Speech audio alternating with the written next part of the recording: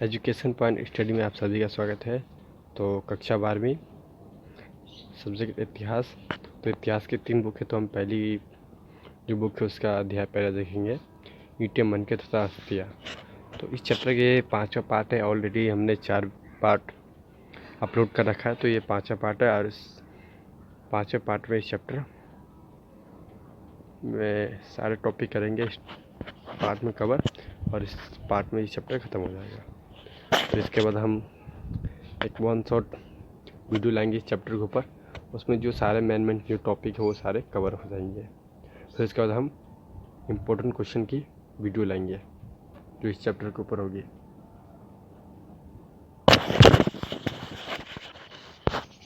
तो देखते हैं पहला टॉपिक क्या है चैप्टर में। पहला टॉपिक है जॉन मार्शल की खोज की कमियां। देखिए जॉन मार्शल ने जो खोज की थी इसमें कमियां क्या थी। जॉन मार्शल टीले का अध्ययन समान क्षैतिज इकाई के आधार पर करते थे। उसकी जो कमी थी वो टीले का अध्ययन समान क्षैतिज इकाई के आधार पर करते थे।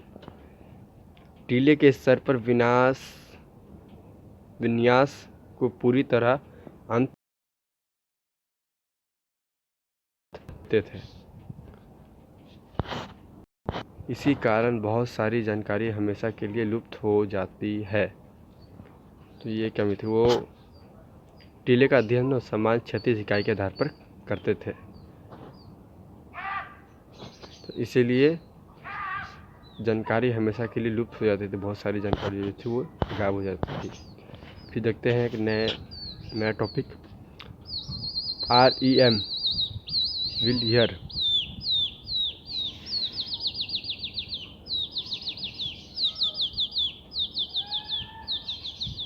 व्हीलर REM व्हीलर, ये भी एक भारतीय पुरातात्विक सर्वेक्षण के डायरेक्टर जनरल थे। 1944 में डायरेक्टर जनरल बने थे ये। जॉन मार्शल की खोज की जो कमियां थी उसको दूर किया तथा इन्होंने बताया कि हमें टीले का अध्ययन स्तर विन्यास के आधार पर करना चाहिए। टीले का जो अध्ययन है वो स्तर विन्यास के आधार पर करना चाहिए। और जो जॉन मार्शल की जो कमी थी वो इन्होंने दूर किया। REM wheeler.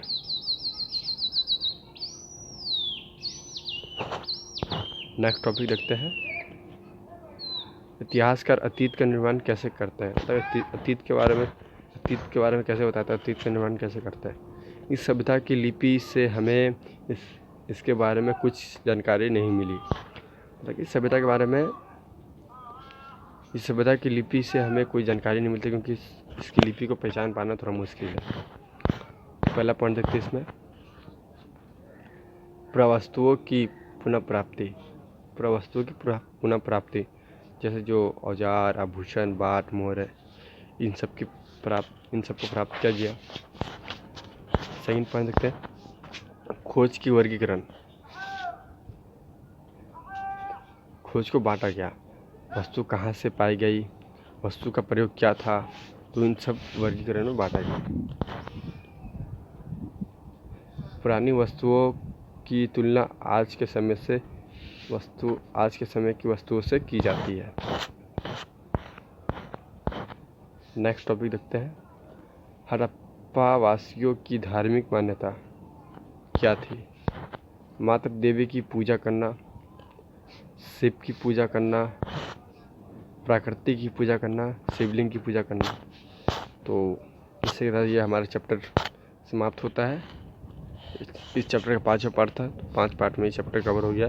नेक्स्ट पार्ट में हम 1 शॉट वीडियो लाएंगे, उसमें इंपॉर्टेंट टॉपिक को कवर करेंगे। फिर उसके बाद एक वीडियो आएगी जो इंपॉर्टेंट क्वेश्चन की वीडियो होगी।